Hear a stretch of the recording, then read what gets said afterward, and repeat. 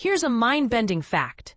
Most of the visible mass in our universe isn't explained by the famous Higgs boson.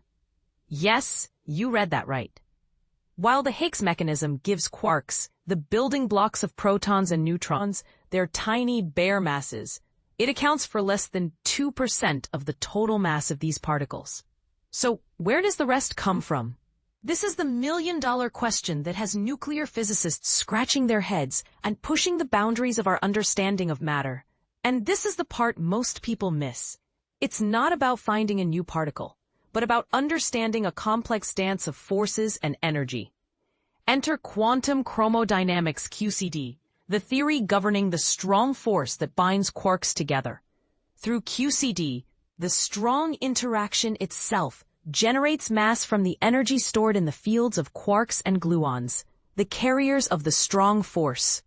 This process, known as emergent hadron mass EHM, is where the real action happens. But here's where it gets controversial. While we have a theoretical framework, pinning down the exact mechanisms of EHM experimentally is incredibly challenging. Scientists at the Thomas Jefferson National Accelerator Facility, Jefferson Lab, are leading the charge, using a technique called the continuum Schwinger method, CSM, to study how the strong interaction evolves with distance. By analyzing decades of data, they're mapping the momentum dependence of quark masses, which is crucial to understanding EHM. Their work, featured on the cover of Symmetry Journal, highlights the synergy between experiment, phenomenology, and theory. For instance, the CEBAF Large Acceptance Spectrometer, CLAS-12, at Jefferson Lab is uniquely equipped to study the proton and its excited states, providing data that can be directly compared with CSM predictions. These comparisons confirm that dressed quarks surrounded by a cloud of gluons and other quarks, acquire dynamically generated masses, which are the key to EHM.